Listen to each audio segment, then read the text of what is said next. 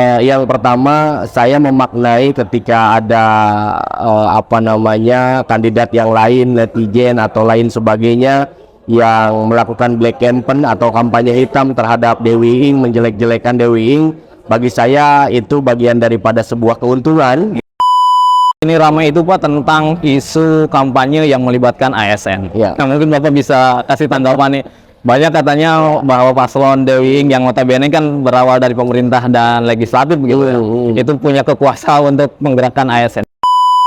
Orang yang mengkategorikan Dewi Ing adalah dinasti, Ya. berarti orang tersebut adalah bagian daripada dinasti itu sendiri.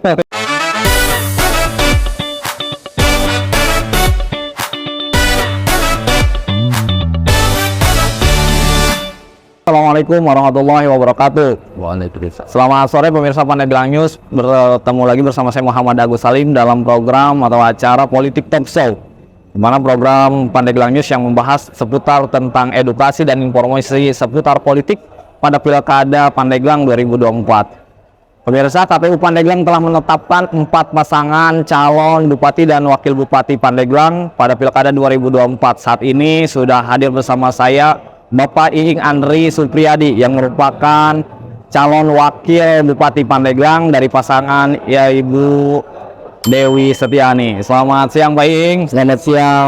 Terima kasih atas waktunya. Kegiatan ini atau talk show ini merupakan kali kedua ya kita berdua. Pak Iing, mohon izin, dalam perjalanan panjang kemarin itu sampai saat ini ditetapkan sebagai calon wakil Bupati Pandeglang. Dulu sebetulnya sudah terbenak belum sih itu di pikiran bahwa yang dulunya meniti karir sebagai pengamen jalanan ya yang saya ceritakan, dan sekarang sudah ada di P2-nya ya. Gimana? Apa yang ada di benak Pak Iing setelah ditetapkan menjadi calon wakil Bupati Pandeglang? Iya, yang pertama tentu saya merasa bersyukur kepada Allah Subhanahu wa Ta'ala telah diberikan kepercayaan, telah diberikan amanah oleh partai politik pengusung Dewi Ing, diantaranya ada Partai Gerindra, Demokrat, PKB, Nasdem dengan PKS, dan partai koalisi yang lainnya termasuk PSI, Garuda, dan PAN. Ini merupakan suatu kehormatan bagi saya telah dipercaya menjadi calon wakil Bupati Kabupaten Pandeglang berdampingan dengan Ibu Dewi. Karena bagi saya ini merupakan capaian perjalanan politik yang sungguh sangat luar biasa, karena bagaimanapun juga saya ini adalah anak muda yang terlahir dari rahim seorang anak petani, seorang anak kampung, tapi alhamdulillah tumbuh besar lahir di Kabupaten Pandeglang dan diberikan kepercayaan, diberikan amanah oleh partai politik untuk maju di Pilkada Kabupaten Pandeglang. Maka oleh karena itu sekali lagi saya ucapkan terima kasih banyak kepada seluruh masyarakat Kabupaten Pandeglang yang selalu mendukung dan mensupport saya, sehingga saya berada dalam titik sekarang seperti ini sebagai calon wakil bupati di Kabupaten Pandeglang, dan mudah-mudahan insya Allah bisa memberikan dampak manfaat dan kemaslahatan buat umat seluruh masyarakat Kabupaten Pandeglang. Amin. Ya. Dulu itu kan elektabilitas juga didongkrak dengan poster yang banyak nih. Ya. Poster wajah pribumi di mana-mana. Kalau boleh tahu harus berapa sih kira-kira? Kalau terkait masalah alat peraga kampanye, baik itu baliho, billboard, spanduk pohon atau banner, stiker dan lain sebagainya, jujur sampai dengan hari ini saya belum mengeluarkan kos yang begitu banyak, karena itu adalah bagian daripada inisiatif dari rekan-rekan relawan, dari keluarga, dari sahabat-sahabat saya, dari rekan-rekan pergerakan untuk bagaimana berinisiatif mempromosikan saya supaya bagaimana meyakinkan publik, meyakinkan partai politik sehingga saya diberikan amanah untuk bisa maju di Kabupaten Pandeglang. Sebelum jauh ke tahapan pencalonan, masyarakat melihat Pak Iing ini ya sosok anak muda yang sukses lah, memiliki jabatan, karir yang cemerlang lah kalau gitu, begitu moncer. Tapi kan masyarakat tidak tahu dulu itu Bapak seperti apa. Mungkin boleh diceritakan gak sih Pak sedikit? Mungkin Bapak pernah ada di fase terendah. Saya mohon izin, ada informasi dari teman atau tim Pandeglang News bahwa dulu Bapak pernah, kita validasi ini. Iya. Dulu Bapak pernah ngontrak di Cihasem, di kontrakan yang sederhana. Iya. Dan itu kan dari angker itu cerita kayak begitu. Jadi memang perjalanan saya ini saya sudah mengalami titik yang sangat rendah. Bahkan mungkin bukan dari titik nol lagi, tapi dari titik nol. Untuk bagaimana kita berjuang tertatih-tatih sampai dengan posisi sekarang. Nah, itu yang disampaikan oleh Kang Agus tadi ya sangat valid informasi. Sangat betul. Dulu pada saat saya setelah lulus kuliah, namanya juga mahasiswa ya tentu akan mencari pekerjaan gitu. Dan pada saat itu karena memang secara ekonomi kita belum mapan, maka kita mencari kontrakan yang yang penting bisa tidur. Yang penting bisa tidur. Saya kebetulan dulu ngontrak bersama istri itu di Gardu Tanjak. Oh, di Gardu Tanjak. Gardu Tanjak di daerah mana tuh? Gardu Tanjak yang ala Polres itu ya lumayan memang angker. Kenapa angker? Kenapa kita di sana? Karena yang angker itu ya tentu murah banget untuk jangkau gitu, Kang Agus. Jadi ya titik terendah saya ini ya sangat luar biasa, dan itu tadi lagi-lagi saya bersyukur bisa sampai di titik sekarang ini. Luar biasa. Apa yang menjadi dorongan Bapak bisa bangkit begitu? Sosok istri kan atau yang menjadi dorongan saya bangkit adalah bagaimana berawal ya jujur sebuah cita-cita berawal dari mimpi. Bagaimana mimpi besar untuk mewujudkan, membahagiakan keluarga, membahagiakan masyarakat, dan tentu itu harus kita realisasikan, dan saya konsen terhadap apa yang ingin saya capai. Ya lambat laun seiring berjalannya waktu dengan tertatih-tatih, saya sudah diceritakan dengan Kang Agus dulu. Pertama nyalon 2014 begitu tertatih-tatih saya bagaimana meyakinkan masyarakat, dan sehingga saya bisa terpilih oleh masyarakat mewakili Kabupaten Pandeglang dari Dapil 3 gitu. Dan itu perjuangan yang tidak mudah menurut saya, dan mudah-mudahan ini menjadi inspirasi, menjadi aspirasi bagi kalangan muda di Kabupaten Pandeglang. Kehadiran saya di pemerintahan, kehadiran saya kemarin di parlemen bisa menjadi motivasi supaya bagaimana generasi muda Kabupaten Pandeglang bisa meneruskan perjalanan saya, bahwa jangan pernah pesimis dalam menjalani kehidupan, jangan pernah pesimis dalam menghadapi cobaan dan tantangan. Kalau kita punya keinginan yang kuat, punya cita-cita yang kuat, maka aku yakin keinginan dan cita-cita itu ketika diikhtiarkan akan tercapai. luar biasa? Dulu kalau boleh tahu saat ngontrak profesi apa sih, Pak? Dulu waktu kontrak masih profesi saya pada saat itu jadi sales marketing. Jadi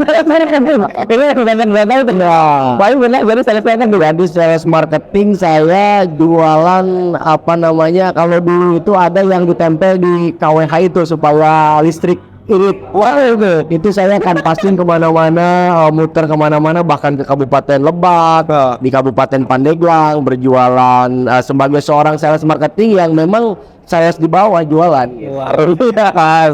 Ya karena itu tadi bahwa saya ini bukan pewaris, bukan dilahirkan dari ya katakanlah orang mampu, katakanlah birokrat atau dari politisi, tapi bagaimana saya merintis karir ini benar-benar dari nol, sehingga hari ini ya alhamdulillah atas ridho dan izin dari Allah sampai ke titik sekarang ini. Nggak ada orang dalam ya, Pak?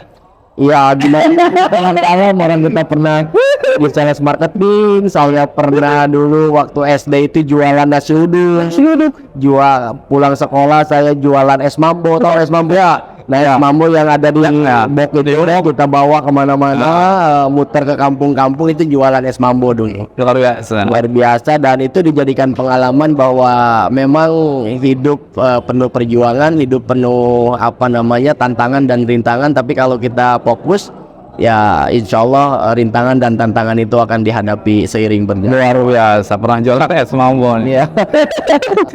Oke, hari ini KPU pukul 18.00 akan menetapkan nomor urut ya begitu. Bagi Pak Iing sendiri ada harapan nomor berapa nih dengan Ibu Dewi, atau mungkin punya makna tersendiri dalam nomor urut? Kalau saya yang terpenting nomor berapapun, tentu nomor berapapun adalah nomor yang sangat bagus, nomor yang sangat cantik. Dewi Iing mendapatkan nomor berapapun, mudah-mudahan nomor tersebut adalah nomor yang membawa keberkahan dan kemaslahatan serta kemenangan buat Dewi Iing. Kira-kira nomor berapa kira-kira? Saya tidak bisa menebak, saya tidak bisa menebak dan mengawang-awang. Yang jelas adalah berapapun nomornya, mudah-mudahan aku yakin itu adalah nomor yang diberikan oleh Allah. Dan mudah-mudahan nomor tersebut bisa membawa kemenangan buat Dewi Iing semata-mata untuk kemaslahatan masyarakat Kabupaten Bandung. Mudah-mudahan nomor yang keluar dan nomor harapan. Paling di zaman sekarang ini apa program atau cara berkampanye sudah banyak lah yang digunakan. Nah, cara Dewi Iing sendiri nih dalam memberikan keyakinan kepada masyarakat, mungkin ada cara tersendiri dalam mengkampanyekan program visi misi. Sepengetahuan saya terkait pencalonan ini adalah bagaimana semua kandidat itu adu gagasan, adu ide, dan adu cara untuk bagaimana memajukan Kabupaten Pandeglang ke depan. Saya yakin semua kandidat punya visi misi yang bagus, tinggal masyarakat yang menilai visi misi tersebut. Terkait masalah apa yang harus disampaikan terkait masalah kampanye ini, yang pertama tentu Dewi Iing akan mengkampanyekan visi misi Dewi Iing, bahwa visi misi kami sesuai dengan kebutuhan masyarakat. Selama kami terjun ke masyarakat, bahwa mayoritas masyarakat Kabupaten Pandeglang itu menginginkan infrastruktur yang mantap dan menginginkan infrastruktur yang terkoneksi, baik itu terkoneksi di pendidikan, kesehatan, pertanian, termasuk perikanan dan pariwisata, serta resiliensi bencana. Nah, ini yang kami tampung dari masyarakat, aspirasi-aspirasi tersebut sehingga dituangkan ke dalam sebuah visi misi. Nah, itu yang pertama. Yang kedua, tentu bagaimana kita bisa meningkatkan kualitas sumber daya manusia, supaya bagaimana para generasi muda Kabupaten Pandeglang ini bisa smart, bisa mempunyai keahlian, bisa bersaing menghadapi tantangan zaman ke depan. Karena tantangan zaman di Kabupaten Pandeglang ini tidak akan mudah, karena bagaimanapun juga Pandeglang, sering saya katakan bahwa saya yakin 10-5 tahun ke depan akan maju, maka kita harus mempersiapkan sumber daya manusia yang berkualitas, tentu dan seterusnya adalah bagaimana kita meningkatkan kemandirian fiskal, supaya keinginan masyarakat ini bisa terrealisasikan, bisa terimplementasikan di bawah kepemimpinan Dewi dan Iing. Yang selanjutnya tentu visi misi ini adalah karena Pandeglang ini bagian daripada kota sejuta santri dan 1000 ulama. Nah, salah satu visi misi Dewi Iing ini adalah bagaimana pemberdayaan pondok pesantren. Bagaimana kita bisa memberdayakan UMKM pondok pesantren, karena bagaimanapun juga pondok pesantren ini, anak-anak santriawan santriawati ini adalah cikal bakal generasi penerus bangsa yang akan menjadi pemimpin di Kabupaten Pandeglang, baik itu pemimpin di bidang agama maupun pemimpin dalam bidang negara atau pemerintahan. Terus yang kedua, tentu narasi politik yang akan kami bangun adalah, yang akan kami sampaikan adalah apa yang sudah Dewi Iing perbuat, gitu. Apa yang sudah Dewi Iing lakukan untuk Pandeglang. Ya, tentu saya sebagai anggota DPRD Kabupaten Pandeglang selama 10 tahun, saya sudah melakukan yang terbaik untuk Kabupaten Pandeglang. Contohnya di dapil saya, di dapil 3, terkait masalah proses percepatan pembangunan infrastruktur. Nah, boleh dicek oleh para sahabat semua, oleh para netizen, oleh para pemirsa semua, bagaimana track record, rekam jejak saya di dapil 3 memperjuangkan aspirasi masyarakat terkait percepatan pembangunan. Nah, itu bisa dicek ke lapangan, meskipun memang masih banyak pembangunan yang belum tuntas, daerah-daerah yang belum tersentuh oleh pembangunan, sehingga dalam momentum yang berbahagia ini, mudah-mudahan Dewi Iing ditetapkan menjadi bupati, itu akan menjadi konsen dan PR Dewi Iing ke depan untuk mendorong proses percepatan pembangunan di Kabupaten Pandeglang. Dan yang sudah diperbuat oleh Bu Dewi tentu sangat banyak lebih daripada saya, karena Bu Dewi mengabdi sebagai ASN itu mulai dari TKS, TKK sampai kasih, sampai dengan kepala dinas menjabat, kepala dinas kesehatan 5 tahun, kepala dinas pendidikan, kepala dinas KB, termasuk inspektur ya, bagian inspektorat. Nah, ini bagian daripada pengalaman di birokrat Dewi yang sudah matang, malang melintang, dan sudah memberikan kontribusi yang terbaik buat Kabupaten Pandeglang. Nah, artinya itu yang akan kami sampaikan kepada masyarakat. Jangan sampai masyarakat ini hanya disuguhkan janji-janji, hanya disuguhkan retorika-retorika yang memang belum mereka kerjakan di Kabupaten Pandeglang. Sementara Dewi Iing ini sudah mengerjakan, sudah berbuat untuk Kabupaten Pandeglang. Tinggal bagaimana menyempurnakan apa yang memang belum sempurna di masa kepemimpinan sebelumnya. Baik itu di masa kepemimpinan Ibu Irna dan Pak Tanto, maupun sebelum masa kepemimpinan Ibu Irna dan Pak Tanto. Karena tentu kita harus mengkaji secara komprehensif bahwa tidak ada seorang pemimpin pun, baik di kabupaten kota manapun seluruh Indonesia ini, yang sempurna. Gitu, yang sempurna, yang bisa menuntaskan seluruh persoalan yang ada di kabupaten kotanya masing-masing, termasuk di Kabupaten Pandeglang. Maka oleh karena itu, tugas Dewi dan Iing adalah bagaimana melanjutkan percepatan pembangunan, melanjutkan pemerintahan di Kabupaten Pandeglang ini, menyempurnakan yang kurang baik dan melanjutkan yang sudah baik. Dan yang paling dikhawatirkan adalah ketika para kandidat calon bupati dan wakil bupati Kabupaten Pandeglang ini belum memberikan kontribusi yang nyata terhadap masyarakat, belum memberikan kontribusi yang real terhadap masyarakat, sehingga mereka tidak menyuguhkan itu. Apa sebenarnya yang sudah mereka lakukan untuk Pandeglang? Apa sebenarnya yang sudah mereka perbuat untuk Pandeglang? Nah, ketika mereka belum melakukan dan belum berbuat untuk Kabupaten Pandeglang yang terbaik, maka mayoritas para kandidat akan berkampanye, narasinya itu kampanyenya provokatif. Kampanyenya hanya mencari kesalahan, kampanyenya hanya mencari kejelekan, kampanyenya hanya mencari kekurangan. Kenapa mereka mencari kejelekan, kesalahan, dan kekurangan? Karena untuk menutupi kejelekan, kesalahan, dan kekurangan yang ada dalam diri mereka itu sendiri. Seperti itu. Nah, terus terkait tadi, selain adu gagasan juga tadi dikatakan Paing bahwa ya tidak dipungkiri ada potensi narasi kejelekan yang menyerang Dewi Ing. Mungkin ada cara tersendiri menghadapi kampanye black campaign lah gitu.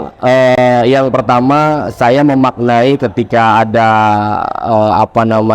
kandidat yang lain, netizen atau lain sebagainya yang melakukan black campaign atau kampanye hitam terhadap Dewi Ing, menjelek-jelekan Dewi Ing. Bagi saya itu bagian daripada sebuah keuntungan. Keuntungan yang pertama adalah bagaimana bisa mengurangi dosa saya gitu.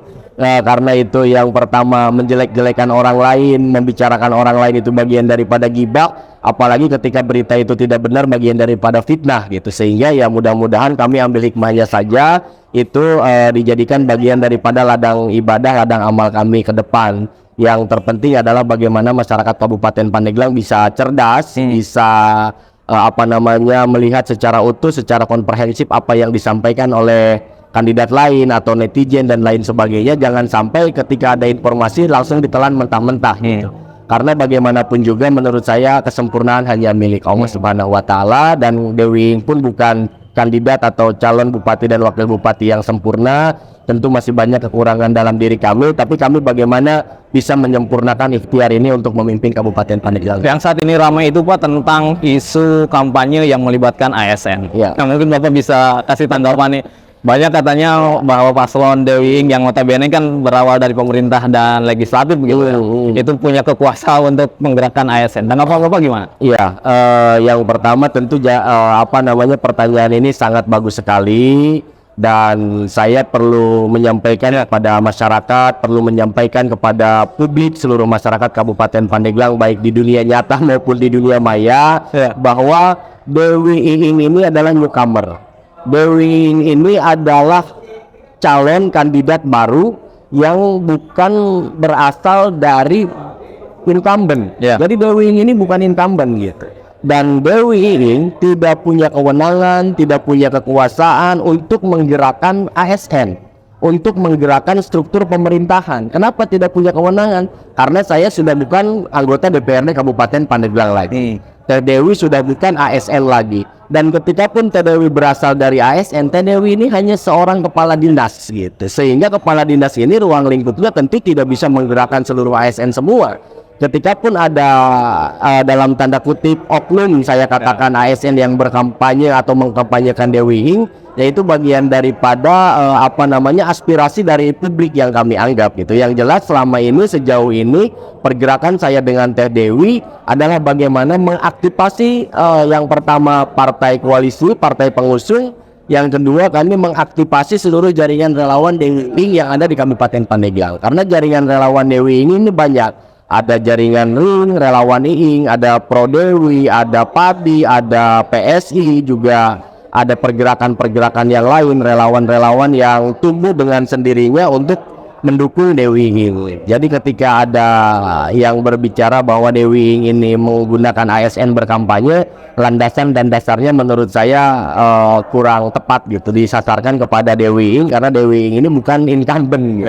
Ini bagaimana Pak terkait isu yang mengaitkan Dewi Ing bagian dari dinasti, karena kita tahu sendiri kan, bahwa Bu Dewi kan masih ada keluarga begitu dengan Pak Dimyati. Ya, orang yang mengkategorikan Dewi Ing adalah dinasti, Ya. berarti orang tersebut adalah bagian daripada dinasti itu sendiri. Gitu. Kenapa saya katakan demikian? Karena tidak mungkin orang lain menyampaikan bahwa saya bagian daripada dinasti kalau mereka belum merasakan seperti apa kekuatan atau keuntungan menjadi seorang dinasti. Jadi semua apa yang menyampaikan tersebut saya rasa juga bagian daripada dinasti. Bagian daripada dinasti yang ya kita bisa lihat bersama gitu. Si A dari mana berasalnya, si B dari mana berasalnya gitu. Tapi kalau Dewi Ing ya saya katakan dari awal bahwa saya dilahirkan dari seorang rahim anak petani dari kampung, dan saya tidak punya korelasi untuk bagaimana membentuk atau menggerakkan ASN berasal dari kalangan dinasti tersebut. Menurut saya silakan masyarakat publik menilai, karena ini adalah bagian daripada demokrasi. Yang jelas orang yang berbicara dinasti itu saya yakin orang tersebut lebih dinasti daripada Dewi Ing. Orang yang mesti jalan dinasti, lebih dinasti. Lebih dinasti daripada Dewi Ing. Tuntas ini pemirsa nih daun ya. Kemudian ini Pak, tadi menarik di UMKM di pondok pesantren begitu. Itu spesifiknya apakah nanti ada bantuan UMKM atau pelatihan atau seperti apa sih? Karena saat ini Pak, ulama menjadi rebutan nih dari para calon. Iya. Bagaimana membangun sikap gitu? Apakah memang saat ini berterima dana nih ulama yang notabene kan Pandeglang sebagai kota santri sejuta ulama? Ya tentu Pandeglang ini bagian daripada kota sejuta santri dan kota 1000 ulama. Pasti ulama saat ini ada yang terang-terangan mendukung paslon A, juga ada yang terang-terangan mendukung Dewi Ing. Bagi kami yang pertama, fungsi daripada sebuah ulama adalah bisa mengayomi semua calon, bisa mendoakan semua calon yang terbaik supaya bagaimana calon ke depan bisa memimpin Kabupaten Pandeglang supaya menjadi kabupaten yang baldatun thayyibatun warobun ghafur. Dan kepada para alimul ulama, kepada para kiai, saya yakin menentukan pilihan itu sesuai dengan hati nurani, sesuai dengan track record yang diketahui oleh para alimul ulama, oleh para guru kita semuanya. Apakah calon bupati yang sekarang dekat dengan ulama hanya sebatas dekat pada saat punya keinginan menjadi calon bupati, ataukah calon tersebut memang sudah melekat dekat dari kecil dengan para ulama gitu. Nah ini juga perlu di tracking gitu perjalanannya, apakah selama menjadi pejabat publik yang bersangkutan, contoh kayak saya pernah dekat dengan ulama dari dulu, apa saya dekat dengan ulamanya itu baru pada saat mau nyalon saja gitu. Nah itu boleh dilihat track record, rekam jejak, baik jejak digital maupun jejak yang ada, bahwa saya dari awal saya sudah sampaikan bahwa saya tumbuh, lahir, dibesarkan di Kabupaten Pandeglang. Kebetulan di perkampungan banyak pondok pesantren, dan saya dari SD itu adanya di pondok pesantren. Meskipun tidak bisa ngaji, tapi minimal kita tahu bahwa kita harus dekat dengan ulama itu dari kecil. Maka oleh karena itu saya berharap kepada seluruh keluarga besar para alimul ulama, para guru saya semua, para santriawan santriawati, jangan pernah terpecah, jangan pernah terpolarisasi, dan jangan pernah dimanfaatkan oleh calon manapun dan calon siapapun ketika mereka mendekati para alimul ulama hanya sebatas pada saat punya keinginan saja gitu, hanya pada saat punya kepentingan saja. Jangan sampai para alimul ulama, para santri, para kiai ini hanya sebatas dimanfaatkan untuk kepentingan politiknya saja gitu. Tapi bagaimana kita bisa melihat, mengkaji secara komprehensif apakah orang tersebut bisa dekat dengan ulama dari dulu atau baru sekarang, apakah dekat dari dulu atau baru akan gitu. Nah seperti itu, kayak misalkan ya semua dalam hal ini kan ada pengajian, ada maulid dan lain sebagainya. Ya kalau saya boleh dicek di jejak digital saya, baik itu di IG, di TikTok dan lain sebagainya, saya dari dulu insya Allah dekat dengan alimul ulama yang ada di Kabupaten Pandeglang, bukan hanya sekarang dan bukan hanya akan dekat dengan alimul ulama. Nah itu yang pertama. Yang kedua terkait pondok pesantren, kenapa Dewi Ing dalam sebuah misinya itu ada yang namanya UMKM pondok pesantren atau pemberdayaan pondok pesantren. Karena pondok pesantren itu di Kabupaten Pandeglang ada yang namanya pondok pesantren Salafi, ada yang namanya pondok pesantren modern. tentu saya pernah di pondok pesantren dua-duanya, baik itu di pondok pesantren Salapi di kampung, di Kobong Rombeng. Tentu itu yang harus kita perhatikan, karena bagaimanapun juga ini butuh sentuhan dari masyarakat, dari pemerintah daerah, supaya bagaimana para santri, para pondok pesantren ini ada perhatian khusus. Maka oleh karena itu Dewi bukan hanya sebatas berbicara bahwa kita akan kembalikan marwah Kabupaten Pandeglang ini sebagai kota sejuta santri, 1000 ulama, marwahnya, fitohnya, tapi kita tuangkan dalam sebuah visi misi. Jadi visi misi ini sangat mewakili apa yang diharapkan oleh masyarakat Kabupaten Pandeglang itu sendiri. Caranya yaitu tadi dengan memberikan bantuan UMKM kepada pondok pesantren, baik itu pondok pesantren Salapi maupun pondok pesantren modern. Nah, di pondok pesantren modern saya pernah mondok, pernah numpang tidur di pondok pesantren Jombang, Teguireng, Jawa Timur, dan di situ ada yang namanya kantin, ada jabo, jasa boga untuk makan dan lain sebagainya, sehingga kita bisa memberikan bantuan UMKM kepada pondok-pondok pesantren tersebut untuk bagaimana uang tersebut berputar, perekonomian tersebut berputar di pondok pesantren itu semata-mata adalah untuk kemajuan dan kesejahteraan para santriawan santriawati yang ada di sini. Nah, dengan gagasan Bapak yang luar biasa menurut saya. Tapi kan posisi Bapak ada di wakil, apakah memang gagasan itu bisa dijalankan betul-betul? Artinya kita ketahui lah, di setiap kepemimpinan pasti ada persepsi bahwa wakil itu tidak punya kuasa atas kepemimpinan. Bagaimana Bapak menyikapi itu? Perlu kita ketahui bersama bahwa memimpin sebuah daerah ini adalah kolektif kolegial, gitu. Tidak bisa dipisahkan antara bupati dengan wakil bupati. Meskipun ada sekat tugas pokok dan fungsi bupati seperti apa, tugas pokok dan fungsi wakil bupati seperti apa, tapi kebijakan dari sebuah visi misi ini adalah kebijakan bersama antara bupati dengan wakil bupati. Karena landasan untuk menjalankan roda pemerintahan itu landasannya adalah visi misi, dan visi misi ini disepakati, dituangkan, digagas bersama-sama Dewi dengan itu, gitu. Sehingga kami akan konsen terhadap bagaimana merealisasikan visi misi ini. Jadi tidak ada yang namanya bupati calon wakil bupati boleh kami atau seperti apa, karena saya sudah berkomitmen dengan Teh Dewi akan tetap seiring, sejalan, seirama untuk kemaslahatan kemajuan masyarakat Kabupaten Pandeglang. Saat ini kan Pak ada 4 calon nih, Bapak juga didukung oleh 8 partai, Kapitron Diana itu 7 ya, dan yang independen begitu. Ini akan juga mungkin banyak suara. Nah, dengan banyaknya calon ini, Bapak punya keyakinan untuk menang dengan partai yang ada?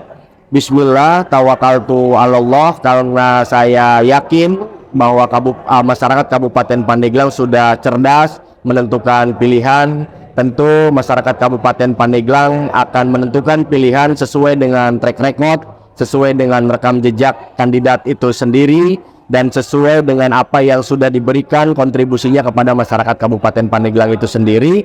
Maka Dewi berkeyakinan masyarakat Kabupaten Pandeglang mempunyai keinginan pemimpin baru, harapan baru, demi semata-mata adalah tujuannya untuk memajukan Kabupaten Pandeglang, yang tentu masyarakat Kabupaten Pandeglang pun akan mengetahui bahwa yang bisa dan layak untuk memimpin Kabupaten Pandeglang adalah orang yang lahir tumbuh besar di Kabupaten Pandeglang itu sendiri, yang mengetahui semua persoalan yang ada di Kabupaten Pandeglang dan solusi cara mengatasi persoalan-persoalan di Kabupaten Pandeglang. Berapa persen Bapak meyakini suara yang akan didapat? Apakah masuk putaran kedua atau 1 putaran? Saya dari titik 0 sampai dengan hari ini selalu berpikir optimis. Maka oleh karena itu saya optimis Dewi akan memenangkan kontestasi ini berdasarkan dukungan masyarakat dan ridho dari Allah Subhanahu wa Ta'ala, dan berkeyakinan bahwa Dewi ini bisa memberikan dampak manfaat buat seluruh masyarakat Kabupaten Pandeglang. Saya mewakili teman-teman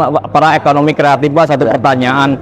100 hari kerja jika nanti terpilih menjadi bupati, wakil bupati, program apa yang akan dilaksanakan atau digulirkan begitu untuk para pelaku ekonomi kreatif di Kabupaten Pandeglang, Pak? Ya, terkait ekonomi kreatif, maka di situ ada yang namanya UMKM. Di visi misi saya itu semuanya insya Allah itu sesuai dengan kebutuhan masyarakat Kabupaten Pandeglang.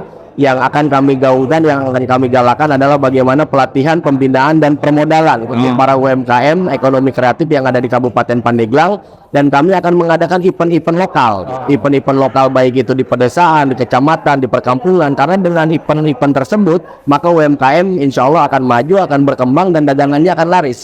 Ketika ada event organizer atau ada kegiatan-kegiatan misalkan sepak bola, voli atau event-event di perkampungan itu yang salah satunya yang akan mendongkrak perekonomian di Kabupaten Pandeglang. Luar biasa. Terakhir Pak, Ya, saran masukan buat anak muda nih. Tadi dari perjalanan Bapak meniti karir dari nol hingga sekarang ya di Pandeglang, terkadang juga masyarakat terstigma bahwa Pandeglang lakukannya gini-gini aja nih. Tapi ternyata Bapak buktikan tidak, selama punya keinginan. Saya sampaikan Pak. iya, oke. Tetap optimis, tetap bekerja keras, karena saya pun sama, berawal dari desa, berasal dari kampung, berasal dari rahim petani, bisa melangkah sejauh ini. Maka oleh karena itu saya berkeyakinan bahwa anak muda di Kabupaten Pandeglang ini akan lebih sukses, melebihi saya karirnya. Maka tetap semangat para anak muda, mari kita bergandengan tangan, bersatu bahu-membahu untuk membangun Kabupaten Pandeglang yang kita cintai bersama.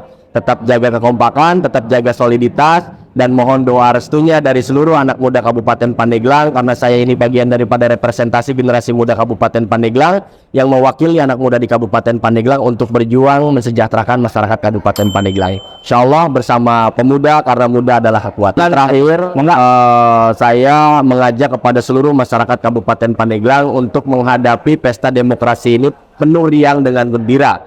Riang dan gembira, jangan sampai terpolarisasi, jangan sampai terpecah belah karena berbeda pilihan, berbeda pandangan, berbeda pendapat. Mari kita lahirkan ide dan gagasan kepada seluruh masyarakat Kabupaten Pandeglang. Jangan sampai kita menggunakan narasi-narasi yang provokatif, narasi-narasi yang bisa memecah belah masyarakat Kabupaten Pandeglang yang kita cintai bersama. Terima kasih Pak. Selamat sore pemirsa, itulah tadi 30 menit sudah kita lalui bersama Bapak Ing, luar biasa, sudah sangat genre gitu ya. Ada beberapa pertanyaan yang banyak di viral begitu sudah dijawab dengan oleh Pak Ing. Mudah-mudahan ini bisa menjawab kegelisahan dan bisa menjadi pertimbangan untuk kita memilih calon pemimpin di masa depan. Saya Muhammad Agus Salim bersama Bapak Ing Andri Supriyadi. Izin pamit. Assalamualaikum warahmatullahi wabarakatuh. Waalaikumsalam. Terima kasih Ing. Kang Agus, ya, sama-sama.